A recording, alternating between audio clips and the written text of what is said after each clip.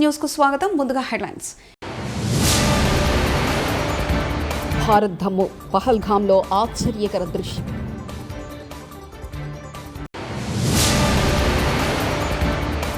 భారత్ జోలికి ఎవరైనా వస్తే మటాష్ అయిపోతారు సీఎం చంద్రబాబు.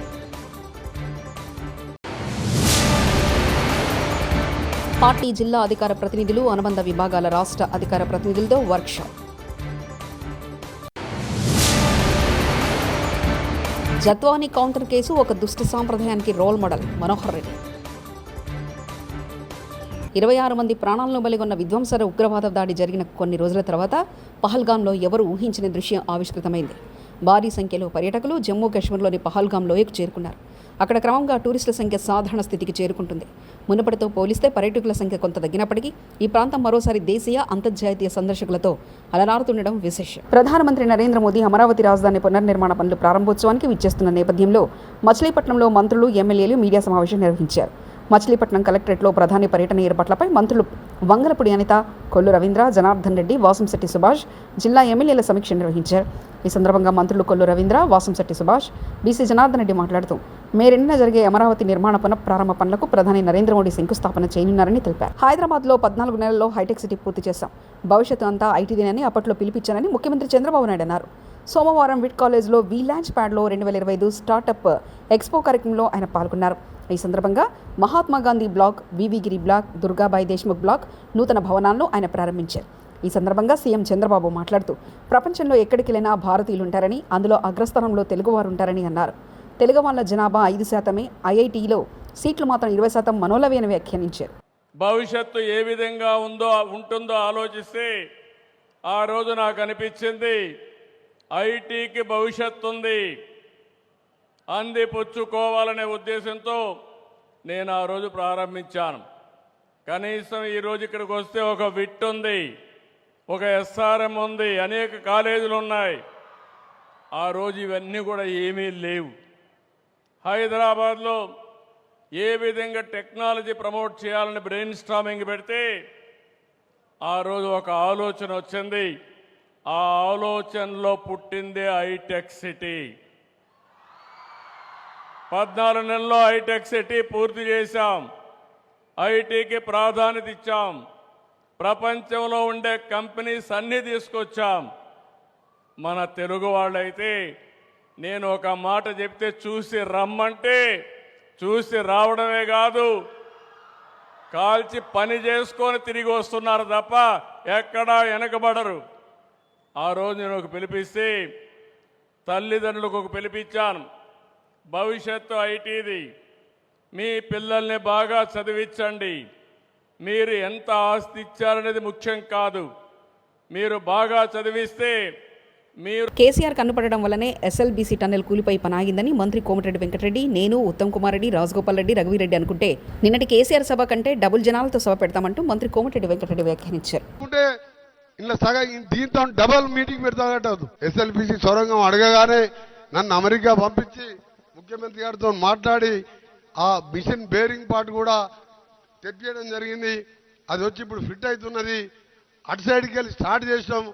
ఆ దురదృష్టవస్తుడు, ఆ దురదృష్టం ఎందుకంటే 10 ఏళ్ల కింద ఆగిపోయింది. ఎవరు కన్నుపడ్డదో ఏం పడ్డదో ఆఖరికి కేసీఆరే కన్నుపడ్డట్టుంది. అది కూలిపోయి దరిద్రం, అది ఆ పని ఆగిపోయింది. ఆ దరిద్రుడు బ్రాహ్మణవెల్లంలో ప్రాజెక్టు 1,00,000 ఎకరాలు ఇవాళ ఉత్తమ్ కుమార్ రెడ్డి గారు, రేవంత్ రెడ్డి గారు అడగగానే దానికి నిధులు చేసి ల్యాండ్ ఎక్విజిషన్ చేసి కొన్ని చెరువులు నింపుకున్నాం. నల్గొండ జిల్లా కలెక్టర్ చాలా సమర్థవంతంగా విధులు, నిధులు నిర్వహిస్తుంది. మంత్రి ఉత్తమ్ కుమార్ రెడ్డి రోజుకి 24 గంటలు పనిచేస్తున్నాం. ప్రమాణ స్వీకారం చేసిన రోజు నుంచి ఇప్పటివరకు 1 గంట కూడా సెలవు తీసుకోకుండా రోజుకి 24 గంటలు పనిచేస్తున్నామంటూ మంత్రి ఉత్తమ్ కుమార్ రెడ్డి అన్నారు. పదవి ఈ ప్రభుత్వంలో ఏదో లగ్జరీ కోసమో ఏదో సుఖంగా బతకడానికి కాదు. నేను మీ ఉత్తమన్నగా ఈ సభాముఖంగా మనం చేస్తున్నా, ప్రమాణ స్వీకారం తర్వాత 1 రోజు కానీ 1 గంట కానీ సెలవు తీసుకోలేదు.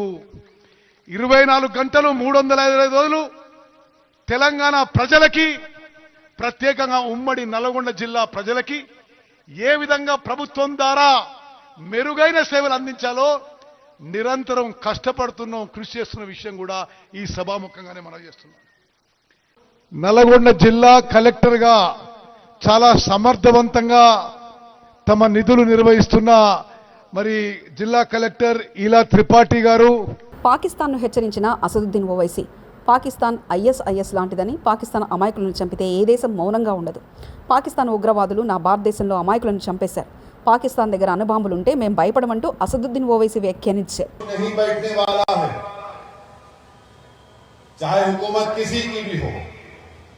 मगर इस तरह से आकर हमारी भारत की सरजमीन पर हमला करना और मजहब पूछकर किसी को गोली मारना, तुम कौन से दीन की बात कर रहे हो? तुम तो खवारिज से बदतर हो, तुम तो आईसिस के जानशीन हो जो हरकत की. రజతోత్సవ సభకు భూములు ఇచ్చిన రైతులకు ప్రత్యేక ధన్యవాదాలు. సభకొచ్చే ప్రజల కోసం పొలాలు గట్లుపోయినా, పొలాలు దెబ్బతిన్నా తిరిగి బాగు చేస్తాం. బీఆర్ఎస్ ఎమ్మెల్సీ పోచంపల్లి శ్రీనివాసరెడ్డి. కాలువలు కానీ ఏమైనా ఇబ్బంది అయితే ఖచ్చితంగా అవన్నీ కూడా రీస్టోర్ చేసే బాధ్యత మా ముగ్గురిది. ఖచ్చితంగా మేము సతీష్ బాబు నలుగురిది. మేము ఖచ్చితంగా వాటిని ఏదైతే అక్కడ ఇబ్బంది జరిగిందో వాటిని నార్మల్గా తీసుకొచ్చేంత వరకు మా సభ అయిపోయింది, సక్సెస్ అయింది, మా పని అయిపోయిందని మేము అనుకునే అది లేదు. ఖచ్చితంగా అక్కడ మళ్ళీ పాత పొలాలు ఎలా ఏ విధంగా ఉండేనో ప్రతి పొలం గెట్టు మొత్తం మళ్ళీ నార్మల్ అయ్యేదాకా మళ్ళీ మాదే బాధ్యత. మేము ఖచ్చితంగా అవి చేస్తాం. మీరు సహకరించిన రైతులందరూ కూడా ధన్యవాదాలు, పేరు పేరున ధన్యవాదాలు చెప్తున్నాం. కాదంబరి జత్వానితో కూటమి ప్రభుత్వం పెట్టించిన తప్పుడు కౌంటర్ కేసు దేశంలో ఒక దుష్ట సాంప్రదాయానికి రోల్ మోడల్గా మిగిలిపోతుందని వైఎస్ఆర్సీపీ లీగల్ సెల్ అధ్యక్షుడు ఎం మనోహర్ మండిపడ్డారు. తాడేపల్లిలోని ఆ పార్టీ కేంద్ర కార్యాలయంలో మీడియాతో మాట్లాడుతూ అధికార దుర్వినియోగానికి కేసు పరాకాష్ఠగా మారిందని ఆగ్రహం వ్యక్తం చేశారు. న్యాయస్థానంలో మెజిస్ట్రేట్ ముందు ఏనాడు పోలీసులపై ఫిర్యాదు చేయని జత్వానితో 7 నెలల తర్వాత కూటమి ప్రభుత్వం కావాలని పిలిపించి తప్పుడు ఫిర్యాదు చేయించిందని, దేశంలోనే ఇటువంటి కౌంటర్ కేసు ఇదే మొదటిదని అన్నారు. మద్యంతో సంబంధం ఏముంది, లేకపోతే ఏదైనా విజిల్ బ్లోయరా, లేకపోతే అతని నేపథ్యం ఏంటి, ఇవన్నీ కూడా ఎవరికి తెలియదు. ఆయన రిజిస్టర్ పోస్ట్ ద్వారా ఢిల్లీ స్కామ్ కంటే ఎక్కువ స్కామ్ ఇక్కడ జరిగింది అని తెలుస్తూ ఉంది. కాబట్టి దీనిపైన విచారణ జరపండి అని ఒక లెటర్ రాస్తే ఎవరికి excise department, revenue and excise డిపార్ట్మెంట్కి లెటర్ రాస్తే ఆయన 19/9/2024లో ఆ కంప్లైంట్ రిజిస్టర్ పోస్ట్ చేస్తే గవర్నమెంట్ కూడా అదే రోజు 9/9/2024లోనే ఏపీఎస్బిసిఎల్ అంటే స్టేట్ బెవరేజెస్ కార్పొరేషన్ లిమిటెడ్ వాళ్ళకి ఒక కమిటీ వేసి ఇందులో ఏమేమి జరిగిందో ఎంక్వైరీ చేయమని చెప్తే అధికారులు ఎవరిని విచారించారో, ఆ సంస్థలో పనిచేసే వాళ్ళని విచారించారా, లేకపోతే బయట వాళ్ళని విచారించారా, లేకపోతే డిస్టిలరీస్ వాళ్ళని విచారించారా, మద్యం షాపులు నడిపే వాళ్ళని అప్పుడు ప్రభుత్వ ఆధ్వర్యంలో నడుపుతున్న షాపులను పరిశీలించారా, ఇవన్నీ కూడా ఏమీ లేకుండా 9 రోజుల్లోనే మొత్తం రిపోర్ట్. ఎన్ఆర్ఐ పెట్టుబడులపై జగన్ రెడ్డి విషయం. Swachhandhra corporation chairman Kommareddy Pattabhiram media సమావేశం. విశాఖపట్నాన్ని రాష్ట్ర రాజధానిని చేస్తా, అది చేస్తా, ఇది చేస్తా అని చెప్పి పూర్తిగా దోచుకుదిని కొన్ని వందల వేల ఎకరాలు చుట్టుపక్కల అతని బినామీలు కబ్జాలు చేసి పూర్తిగా విశాఖని, ఉత్తరాంధ్రని సర్వనాశనం చేస్తే ఈ రోజున చంద్రబాబు నాయుడు గారు అధికారంలోకి వచ్చిన దగ్గర నుంచి కూడా మళ్ళీ ఉత్తరాంధ్ర ప్రాంతాన్ని నిలబెట్టే ప్రయత్నం చేస్తూ ఉన్నారు. అనేక కంపెనీలు అక్కడికి తీసుకొస్తూ ఉన్నారు. కొన్ని వేల కోట్ల రూపాయల పెట్టుబడులు విశాఖ నగరానికి, ఉత్తరాంధ్రకి తీసుకొస్తూ ఉంటే కడుపు మంట. అరే, మేము దోచుకు తిన్న ప్రాంతానికి మళ్ళీ మీరు పెట్టుబడులు తెస్తారా? మేము జనాల్ని రోడ్డును పడేస్తే మళ్ళీ మీరు వాళ్ళలో ఆశలు చిగురింపజేస్తారా అని చెప్పి కక్ష. అందుకనే ఈ రోజున అక్కడికి మేము తీసుకొస్తున్నటువంటి పెట్టుబడుల పైన ఇదిగో ఈ తప్పుడు రాతలు, లేనటువంటి విషయాల్ని సృష్టించి అబద్ధపు రాతలు. మరీ ముఖ్యంగా ఉర్సా కంపెనీకి చెందినటువంటి ఇన్వెస్ట్మెంట్ ఏదైతే ఉందో, Ursa clusters private limited, Ursa cluster USA entity అయినటువంటి, యుఎస్ఏ కంపెనీ అయినటువంటి Indian subsidiary Ursa clusters private limited వారు మన రాష్ట్రంలో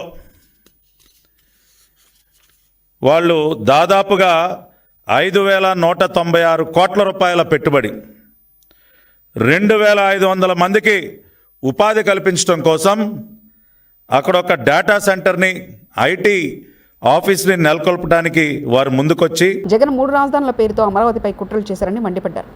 వైఎస్ఆర్ కాంగ్రెస్ పార్టీ కేంద్ర కార్యాలయంలో పార్టీ జిల్లా అధికార ప్రతినిధులు, అనుబంధ విభాగాల రాష్ట్ర అధికార ప్రతినిధులతో వర్క్షాప్ సమావేశానికి హాజరైన party state coordinator Sajjala Ramakrishnareddy, party రాష్ట్ర ప్రధాన కార్యదర్శి శ్రీపుడి శ్రీహరి, వివిధ జిల్లాల పార్టీ అధికార ప్రతినిధులు, అనుబంధ విభాగాల రాష్ట్ర అధికార ప్రతినిధులు పాల్గొన్నారు.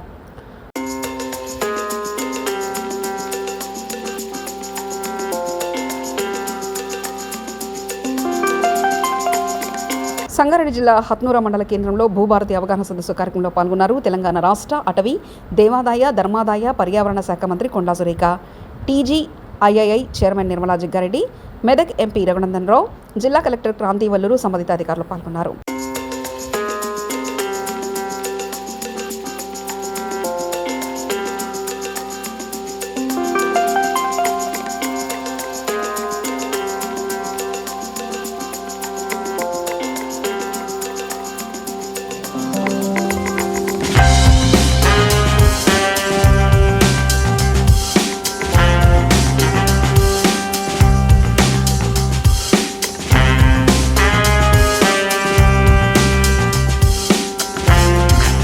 రైతులు, ప్రజలు భూ సమస్యలు పరిష్కరించేందుకే భూభారతి చట్టం, భూ సమస్యలని రాష్ట్రంగా తీర్చిదిద్దడమే లక్ష్యం.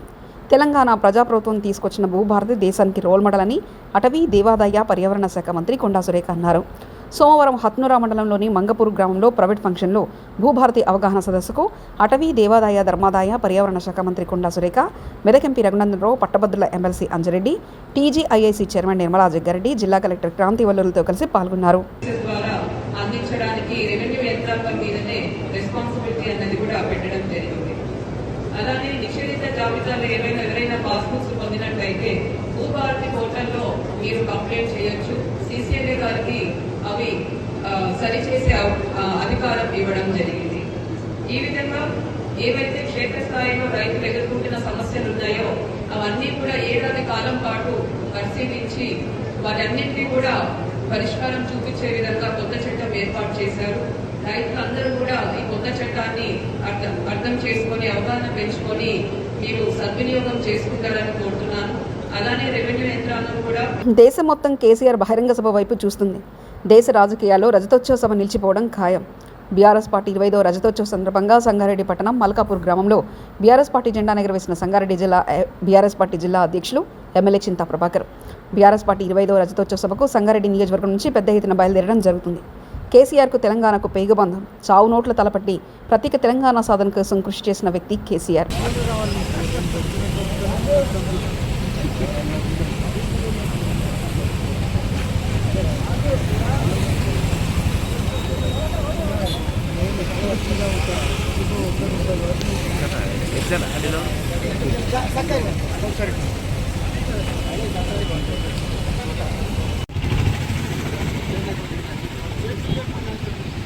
జై తెలంగాణ, జై తెలంగాణ,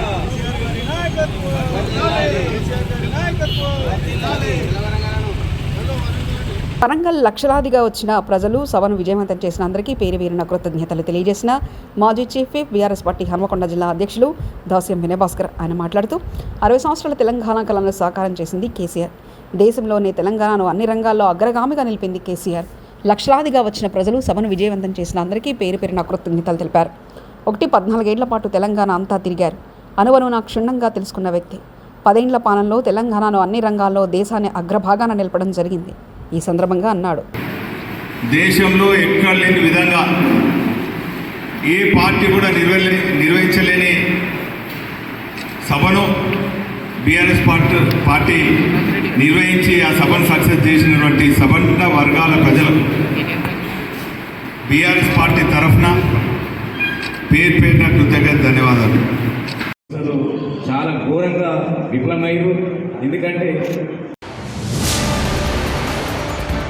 భారత్ ధమ్ము పహల్గామ్లో ఆశ్చర్యకర దృశ్యం.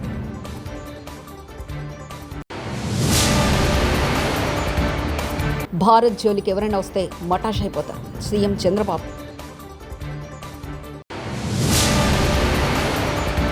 పార్టీ జిల్లా అధికార ప్రతినిధులు, అనుబంధ విభాగాల రాష్ట్ర అధికార ప్రతినిధులతో వర్క్షాప్.